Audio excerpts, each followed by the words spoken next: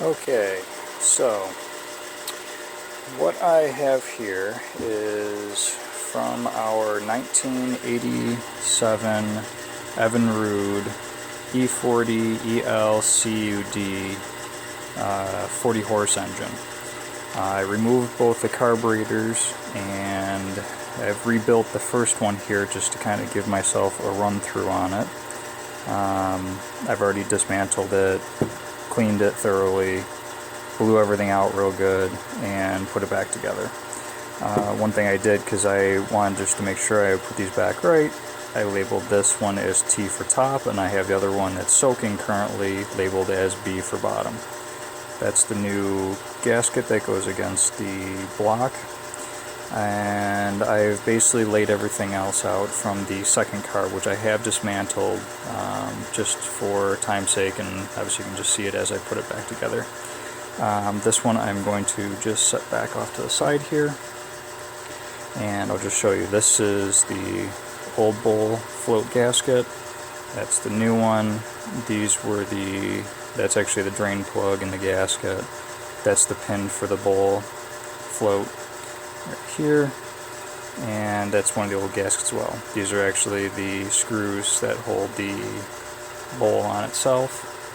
And over here is just kind of a layout that I had for make things a little simpler. New parts. This is actually the main jet orifice. I'll put that one in there when I get the other one out. This one is the new gasket for it. Here's your new float pin. This does have to get popped on there. Sorry, I keep going off there. That has to go on to there, which is a little tricky. You got to actually snap that little S-curve portion on there that's currently against the paper towel. You can see that there. It's laying flat. That'll actually hook and snap on there. That does take a little persuasion in both hands, so I'll have to do that off camera. The upper gasket here isn't used on this set of carburetors. I couldn't actually get the name plate off of one of these. There we go. I think it's a Minkuni MX, but I'm not really sure what the full model is. I see it's 23, but then some of it's actually kind of rubbed off. So, what I have over here, picked up some Berrimans, or Berrimans, however you pronounce it.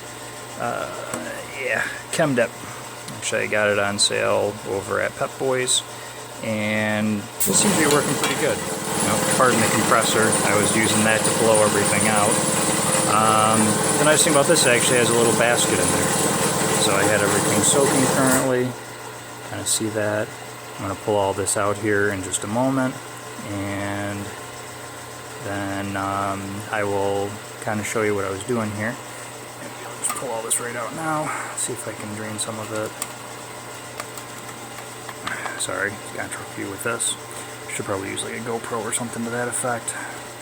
The interesting thing about this is it's actually suggests you should rinse it with water after the fact, which I guess whatever, if that's what dissolves it, that's what dissolves it. For now, I guess I'll just set it right here.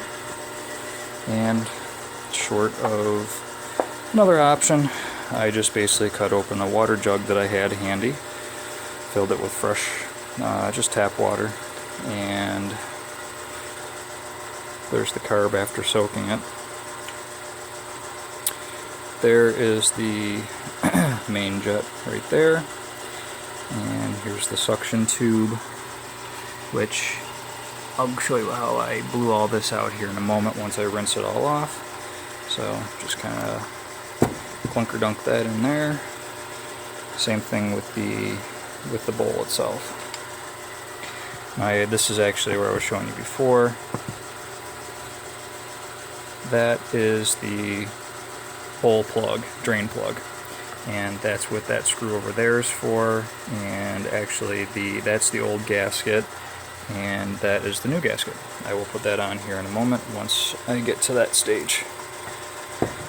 Of course, for once here in Buffalo, it is sweltering. It's been in the 80s with like 80% humidity and having a serious case of tachysac.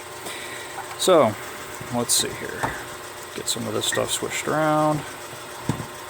Kind of rinse it out real good. Look around, let it get into all the orifices. Giggity. Alright. And what I did is set my compressor up. Yeah, there we go.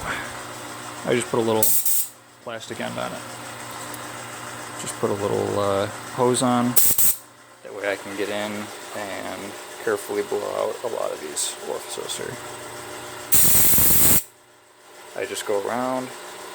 I actually want to remove for this main jet, or the primary suction tube, I'm actually going to pull out the little orifice that's in here. That actually gets threaded in, and let's see if I can do this one-handed.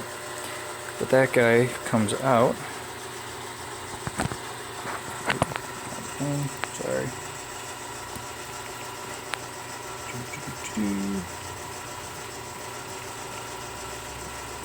Not a bad idea to pull this out anyways here.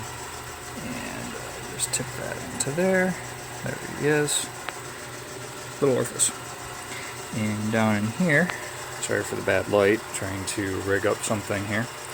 That actually goes down into that tube, which is actually your suction tube, so it's kind of in reversal there. But what I like to do, if I like this, you'll probably see some stuff come shooting out. And that just blows out. Nice. Now you do want to make sure you blow all the orifices out the best you can. Kind of air dry the whole thing. And I will be back here in just a moment, and I will show you once I get things kind of